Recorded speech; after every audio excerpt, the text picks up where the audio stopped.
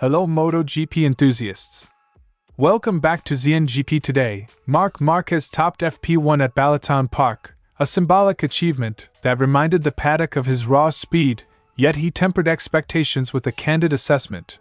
The nerve issue is resolved, but muscular strength and race endurance remain the limiting factors. His Friday was less about chasing lap times and more about controlled energy management, testing his body's response, and setting realistic goals for the weekend. Ducati unveiled a bold one-piece rear aerodynamic solution on Marc Márquez's Desmosedici at Balaton Park, a move designed to sharpen stability, traction, and cornering as the factory intensifies its duel with Aprilia. This innovation is not a minor tweak but a statement of intent, part of a broader package of aerodynamic, mechanical, and electronic updates aimed at solving the rear grip and tire wear issues that have plagued Ducati's consistency in 2026. Balaton Park's promising return to MotoGP faces an uncertain future after 2 seasons. Despite a successful debut and solid attendance, contractual gaps, political shifts and stiff competition for calendar slots put Hungary at real risk of losing its place beyond 2027. Don't forget to click subscribe button and the bell icon for MotoGP news update.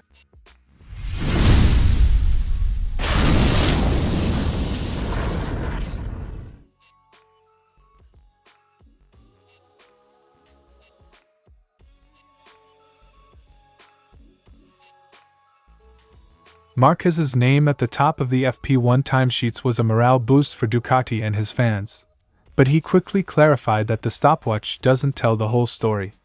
He explained that while the speed is there, the sensations, the confidence in braking, the stability through corners, and the ability to repeat laps without fatigue, are not yet at the level he demands. He treated FP1 as a diagnostic exercise rather than a statement of intent. "I found myself in first place, but far from the feeling I'd like to have." One-lap brilliance is a hallmark of Márquez, but the true test lies in sustaining that pace across 23 laps. Friday showed he can still summon speed, but the question is whether his body can endure the grind of race distance. With the nerve problem cleared at Mugello, Márquez's focus has shifted to muscular endurance. He highlighted braking zones at turns 1, 5, and 7 to 8 as particularly punishing, where the right arm and chest muscles are most taxed. He admitted that sensations remain strange when he pushes too hard, forcing him to back off to protect his recovery. Now the question remains of how far the muscles can go. The repeated surgeries, 7 incisions from elbow to collarbone, have left scar tissue and weakened muscle groups. Rebuilding strength in the pectoral and anterior biceps is critical for the aggressive braking and direction changes that define Márquez's style. Márquez described Friday as a mental balancing act. He pushed in sectors to test his limits, then deliberately eased off when sensations felt off. His strategy was to conserve energy for Saturday and Sunday, knowing that overexertion could compromise the entire weekend. "I was doing laps, doing sectors, trying to conserve my energy." This measured approach reflects maturity. Márquez is resisting his instinct to attack relentlessly, instead pacing himself to ensure incremental gains without setbacks.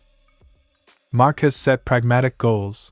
Qualifying in the first 2 rows would be a success, and finishing in the top 5 in both the sprint and the Grand Prix would mark meaningful progress. He stressed that these are milestones in recovery, not championship ambitions. "Just being on the 2nd row would be a success. I'd sign up for that right now." By defining achievable targets, Márquez manages expectations for himself, his team, and fans, ensuring his comeback is judged by steady progress rather than unrealistic podium demands. Saturday will be pivotal. Márquez must prove he can sustain pace on the softer tire and across longer runs without worsening sensations. Observers will watch closely how he handles the right-hand braking zones and whether his lap times remain consistent under fatigue. If he maintains rhythm without regression, the comeback narrative strengthens. If fatigue or discomfort resurfaces, Ducati may need to recalibrate his workload to protect long-term recovery. Friday confirmed Márquez's enduring speed but underscored the reality of his comeback. Nerve recovery is only the beginning, and muscular endurance is the next frontier. His cautious optimism reflects a rider who knows the dangers of rushing. If Saturday shows incremental improvement without setbacks, expect a gradual ramp-up in his workload, with Balaton Park serving as another step in a long road back to full competitiveness. For now, Márquez is balancing instinct with discipline, fighting the urge to chase glory while building the foundation for a sustainable return.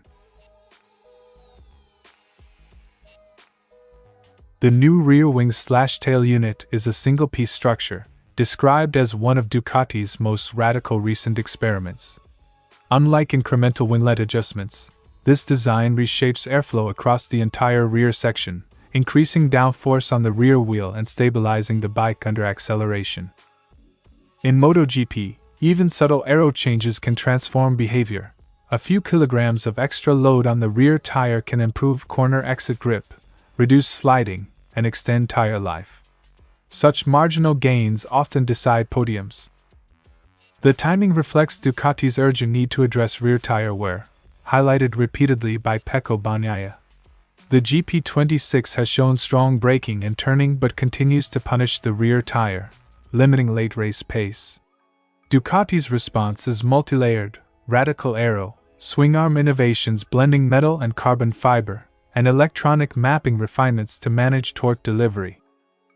This holistic approach mirrors Formula One development strategies, combining aero and mechanical grip solutions to stabilize the platform while electronics fine-tune rider feel. Aprilia's aggressive rear-end designs, including large tail wings and downforce-focused bodywork, have set the benchmark. Ducati's new part is both a countermeasure and a reflection of Aprilia's influence. The rivalry is sharpened by Gigi Dall'Igna's history. The engineer who once shaped Aprilia's DNA now leads Ducati's innovation drive. This Italian derby is more than symbolic. Aprilia's rise has forced Ducati to abandon incrementalism and pursue bold, high-risk concepts to reclaim the technical edge. The expected gains are tangible: improved rear stability when accelerating out of corners, more confidence for riders to push mid-corner, and reduced tire degradation over long stints. These changes could allow Márquez and Bagnaia to attack earlier in races without fear of burning through the rear tire. The true test will be race distance. Qualifying pace may show immediate benefits, but endurance and consistency across 23 laps will determine whether the innovation is a breakthrough or a stopgap. Ducati's willingness to deploy such a radical part mid-season signals urgency. With Aprilia leading the championship and Ducati riders struggling to convert speed into wins, the factory is accelerating its development cycle. This aero solution could become the foundation for further refinements, rolled out across the rider lineup if proven effective. Success here would not only close the gap to Aprilia but also restore Ducati's reputation as the pioneer of MotoGP's aerodynamic revolution, a mantle it risks losing to its Italian rival. Ducati's new rear aero on Márquez's bike is more than a technical experiment. It is a declaration of intent in the ongoing arms race with Aprilia. If the design delivers consistent traction and reduces tire wear without destabilizing the bike, Ducati could regain late race pace and strategic flexibility. Expect further iterations, swing arm hybrids, electronic refinements, and track-specific aero packages, as Ducati seeks to reassert dominance. The battle for supremacy in MotoGP is increasingly fought not just on the track but in the wind tunnel, and Balaton Park may mark the start of Ducati's counteroffensive.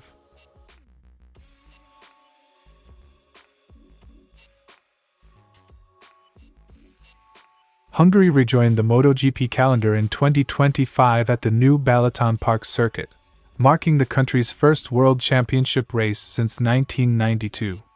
The venue staged a well-attended event and secured a 2-year deal to appear on the 2026 calendar. A successful debut can buy time, but long-term survival depends on infrastructure, political will, and commercial guarantees. The 2025 weekend drew nearly 80,000 fans, a strong showing for a market without recent MotoGP history. That public interest underpinned a short contract extension, but no agreement exists beyond 2026. Single-season contracts leave organizers exposed. Promoters and Dorna typically prefer multi-year certainty to justify investment. Key issues threatening Hungary's future are infrastructure shortcomings, the high cost of upgrading the older Hungaroring to FIM standards, and a recent change in government that has deprioritized the race. With limited institutional backing, the expensive homologation and safety works needed to secure a long-term slot look unlikely. Political support and funding are often decisive for circuits that require major safety or spectator infrastructure upgrades. MotoGP's global expansion and a practical cap on race numbers means circuits must compete for limited slots. With 22 Grands Prix already confirmed for 2027, underperforming or uncertain venues are vulnerable. Portimao is cited as a stronger contender, having drawn roughly 185,000 fans, far outstripping Balaton Park's figures. Promoters with higher attendance, better logistics, and stronger commercial packages usually have the edge when the calendar is trimmed. If Hungary loses its place, the paddock will lose a Central European stop that broadened MotoGP's footprint. For Balaton Park, the immediate task is securing political and financial commitments or improving commercial metrics to make a compelling case to Dorna. For MotoGP, the decision will reflect a balance between market growth and the practical limits of a crowded calendar. Short-term success is not enough. Long-term viability requires investment, stable governance, and demonstrable commercial returns. Balaton Park's debut proved the concept, but uncertain contracts, political reprioritization, and stronger rivals make Hungary one of the circuits most at risk of being dropped after 2027. Unless organizers secure renewed institutional support or significantly improve attendance and infrastructure plans, MotoGP is likely to favor venues with firmer financial and logistical foundations when finalizing future calendars. Thanks for watching ZNGP Today, and this is your MotoGP news update. And see you next time!